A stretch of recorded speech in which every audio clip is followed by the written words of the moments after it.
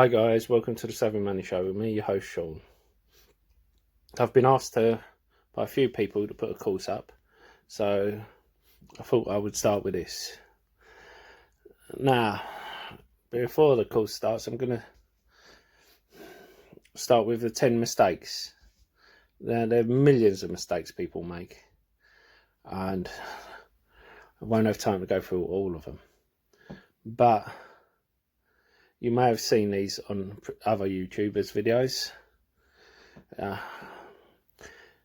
It'd be great to get likes, comments, and maybe earn your subscribe on my channel. But away from that, we are talking about the things you've got to make sure you do. First thing is stay away from margin. You stay away from margin because it will be over 8% they charge you. That's a lot. You know, you're better off checking with your bank account. Some bank accounts give a 0% an interest-free overdraft up to 1,000 or 500 depending on the bank, and getting overdrawn to put it in the stock market. Now, the stock market only goes up an average of 7%, if that. And what happens if it goes down? What happens if there's a crash? You know, what happens if you load it all in? Look at battery day. Well, Tesla battery day at the time of recording, everyone thought it was going to go up, and of course it dropped by $100. Now, what would have happened in that case? You would have got a margin call. They would have told you had 2 to 3 days. Some of them would have said 1 day for you to deposit the amount in, or they will legally sell your shares. And if your shares that you bought with that margin don't cover it, they will sell other shares to cover it as well, and they will be within their rights. It's within the terms and conditions. Now, stay away from options. You need to be incredibly experienced to trade options. I rarely trade them. I suggest if you're going to trade options, doing a course specific to options, not a generic course that includes options, a course specific to options. There are plenty of YouTubers that do courses on options. There are YouTubers that help to educate on options. One that's good, that doesn't do a course, he just tells people about options on his channel. He'll answer questions. His Uncle Dan, I think, and he has a lot of experience in options trading. Now, options is usually buying calls or puts. You either think the stock's going to go to the moon or it's going to sink. Of course, there's been a lot said about the shorts in Tesla, and you see what's happened there. People have been shorting Tesla since it was 300 pre-split, and you see now it's technically just under 2,500 pre-split. Imagine what's happened to them had they've had to cover their position. Most option contracts expire worthless. 98% of them, I think it is. So at least with the share, if Tesla drops like 25%, or Amazon drops from 3,000 to 2,000, Google drops like from, it was at 1,700 and it drops down to 1,000, you can expect it to come back up again. You can still make money on it. you can wait it out, or you can sell it for something. So stay away from options. Stay away from CFDs, contracts for demand. The reason why is the only product in the stock market that carries a warning, a public warning. There are only a few products that carry a public warning. Now, what's the issue with contracts for CFDs? They have to be done on a day. They have to all be bought and sold on a day. And just to let you know, a friend of mine, her husband, without informing her, traded them, and they lost their house over it. And I know people make a lot of money trading them, but they also lose a lot of money. I did an example before where trading 212 allows you to do a practice account with them, and I uploaded a video showing you how bad it was, how if you bought and sold the same stock straight away, you would lose I think it was about $20 to $50, depending on the stock. Now, we have sorry about that. Look at the CEO. The CEO can make a huge difference in a company. I've said about companies before how I'm not going into it because of the CEO, or I am going into it because of the CEO. Look at the difference Elon Musk has made to Tesla. Everyone who follows Tesla says we are screwed if Elon Musk leaves, especially after the last battery day. Look at the response before Elon came on. Look at Microsoft. Bill Gates left. Guy that followed did nothing. It went flat for ages. And then this new guy come on, and it just exploded. Look at Apple. They said after Jobs, it would go down, because when Jobs was pushed out before, it went downhill. But then Tim Cook came in and was the right man for the job. Pardon the pun. Wozniak isn't a CEO type. You can, and I could go on and on about with thousands of names of CEO. The CEO can either make or break a company. I've actually said in one of my videos before how about a company. I said the company has good financials, company's doing well, but CEO is the reason I'm not investing. And I've had people say, oh, you know, you've got something against him, you're going to lose money. And within a year, the company halved. Now, we go on to the balance sheet. You need to be checking that balance sheet consistently. I don't mean every day, but you need to be checking it every year and every quarter if you can.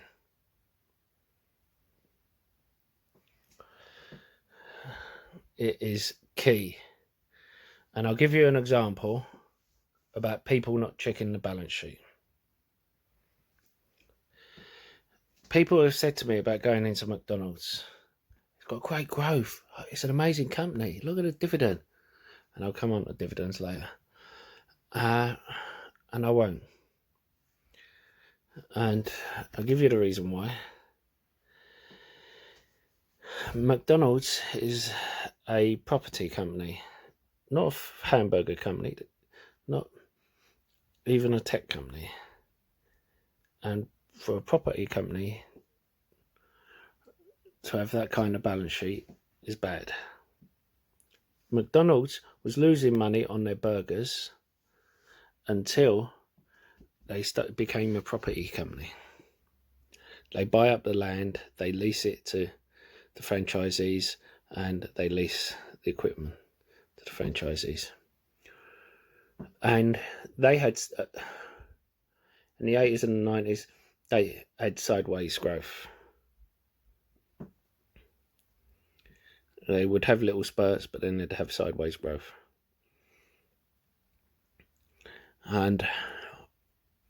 But the balance sheet, debt to equity was okay. So what did they do?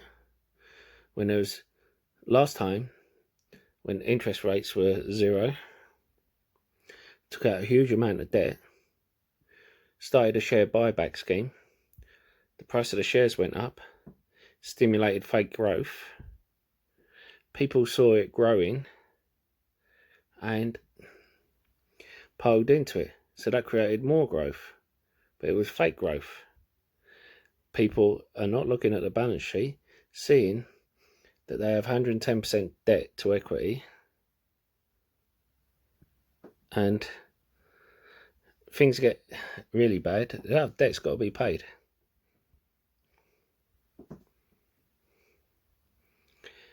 Anyway, now we get to the dividend trap. Companies that are paying a dividend because they have no growth. And I spoke about this in a previous video. Altria is one of them.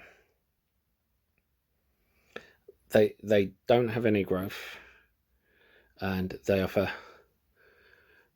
2% dividend. People go, why would we do that? We get 2%, more than 2% from other companies, from other dividend kings or aristocrats. They say, we're a dividend king. Yeah, but they'd have growth with them. So they offer 4%. I said, why would we do that? We could go to Walgreens Boots Alliance. They have more chance of growth than you, and we get a better dividend. So then they'd up it to 6%. Why would we do that? We can go to AT&T. So then they raise it to 8%, and people pile in for the 8%. Don't get caught in the dividend trap. Don't get caught also by a company that spends more on its dividend than it has on its books. Ideally, you want a company to be not to be spending more than 60% on dividend. With a REIT, it can go up to 80%, 80 to 90%.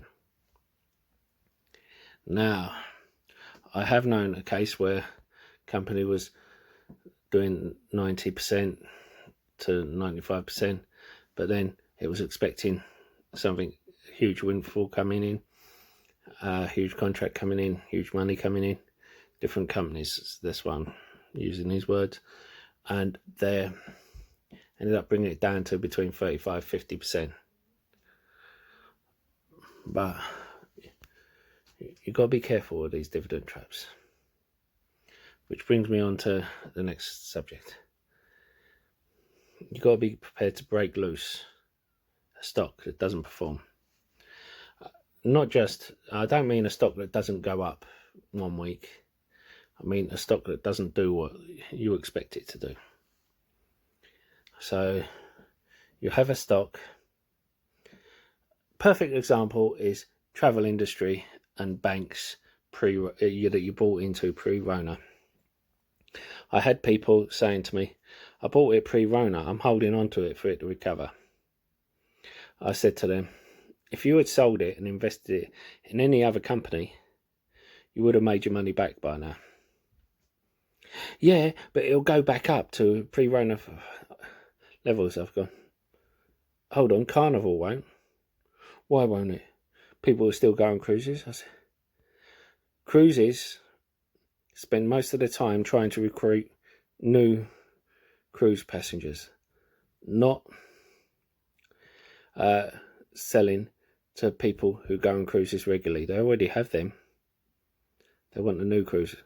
And people after the Rona, they're either going to go on a cruise or they won't.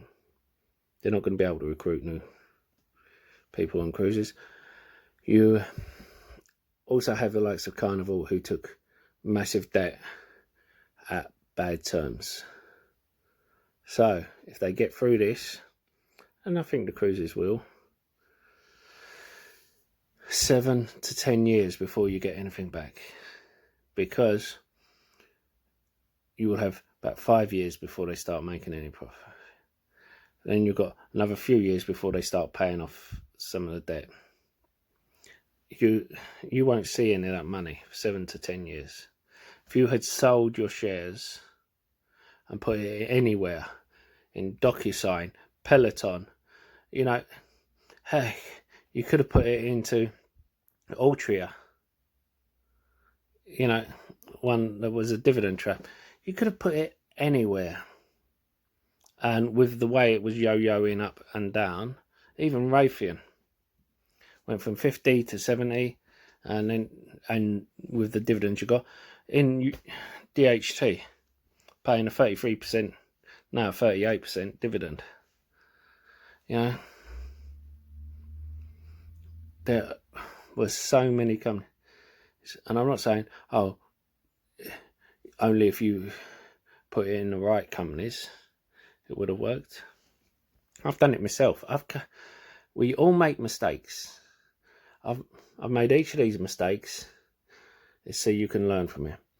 Now, but what I've done is a company that I've seen red flags, I've sold at a loss, and I put it into another company that I've seen green flags and I can see them about to soar, and I've made my money back. Now, this is the one ruins most people. The profit takers. I've done this myself. The ones who sell out because they get a bit of a profit. I've done it myself. I suffered myself from this. It's not the FOMO. It's the FOLO, fear of losing out. The fear of it going back down again. But remember, there's a reason why you got into that stock. That's why I keep my book now. Tell me the reasons why I got into that stock and my price points. Price points to sell, price points to buy. And there's room at the bottom for me to add things and possible pitfalls. I'll give you an example. In the UK, before there was fibre or anything laid, a company was laying fibre across the country. It was a company I hadn't heard of. People thought it was going to go bankrupt. I heard how it had millions of pounds worth of fibre laid, so it had that as an asset, but it had like £1 million in debt. So people thought it was going to go bankrupt. It went down to a penny a share. I bought it. It went up. I sold it at 10 pence a share. I 10x my money. Good times for 18 months. But if I had held on, or at least held some of it, and you'll probably know from my videos, what I do is I take out my initial investment and a little bit of profit, and I sometimes keep some shares in my portfolio. The company went on to £2.40 a share. I had people in my ear at the time. I was a young investor. It's going to go back. It's going to go back. Same with Barrick Gold. Now, Barrick Gold, when it was an exploration company, it hadn't pulled anything out of the ground. Now, I saw the potential. I went in And I sold when I doubled my money to put into other companies, because people were telling me, oh, you know, you need to be in this company, you need to be in that company. I was a young investor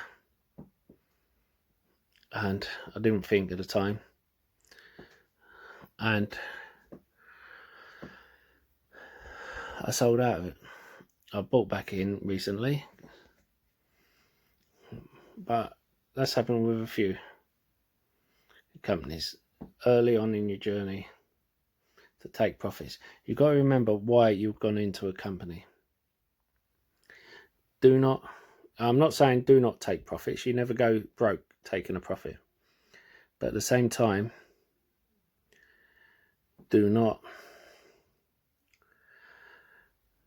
if you believe in the company, it giving you a profit is what it's supposed to do. So, as soon as your stock becomes profitable, don't sell out. If it becomes 20%, 30%, 40% profitable, even 50, 60, 70%, 80% profitable. If you want to protect yourself, take out your initial investment once you get to 50, 60, 70%. Yeah, that's up to you.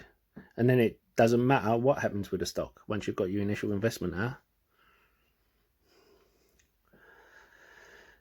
What I like to do with my spec stocks is, once it gets to a certain level, take out my initial investment and then just let them run. But I look at the market, how it's trending. If I see boner candles, I wait till it gets to the top of the boner candle, sell my initial investment out and leave the rest in there. Sometimes I will sell a large position and just leave a small position in there, because with SPAC stocks, if it's a SPAC stock, I know it's going to come down and it's going to be a while before it goes back up again. And then I will put that money into another SPAC stock, because that money was earmarked for a SPAC stock. And people say you should only have so much in SPAC stocks. Well, it is still my initial money. But that is going to bring us to my next thing. That is how I do it with SPACs, though. I do not do it with all other things. That is because I have a set amount for SPACs in my spec play. I don't have loads and loads of speculative play. Diversification, or over diversification. Now, I spoke before about Serious Logic, where 80% of its customers are in Apple stock, and that means if they leave Serious Logic, they're going to tank. So you should have about 10-15 stocks, so you should be diversified. Same time, you shouldn't be over diversified. You shouldn't have like 45 companies, because otherwise what will happen is a few things. Number one, if your stock goes up, you're not going to gain as much, because you've only got a smaller amount. Say you've got 45,000. I don't have 45,000. If you're coming after me, I don't have 45,000. Now, say you have 45,000, you put in 45 stocks. That's only 1,000 in each stock. Now, whereas if you had 15 stocks, that'll be $3,000 in each stock. If one of them 10x'd, and as well as that is checking the things out, like we say, checking the balance sheet, checking the 10Ks, checking the earnings reports. When you have 45 companies to go through, There's a lot of companies. There's a lot of things to do. You won't leave yourself any time.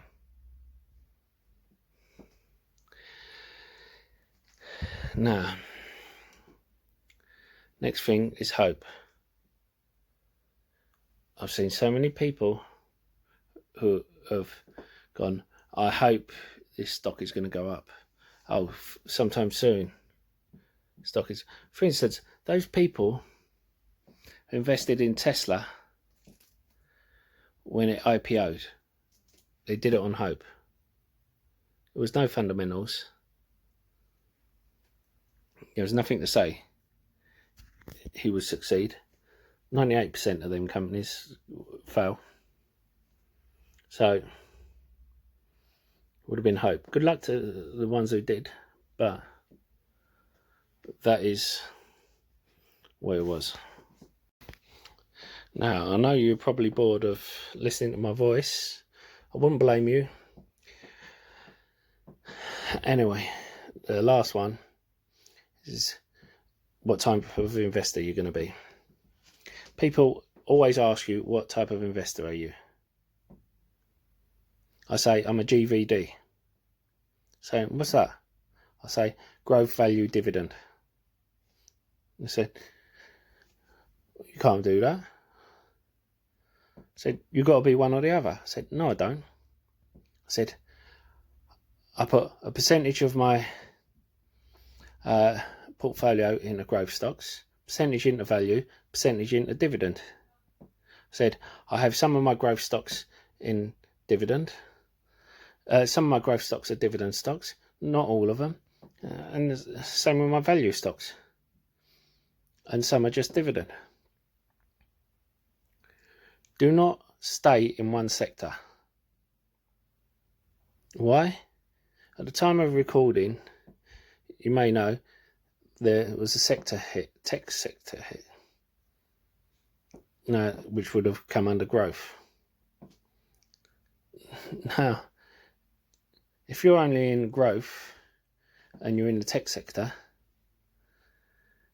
and that gets hit, your portfolio is wiped.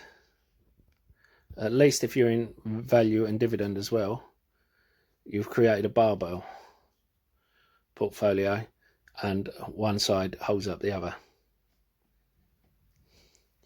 Now, if you remember the dotcom bubble, now I heard there was someone went into the bank for a loan for a business, asked him what kind of business.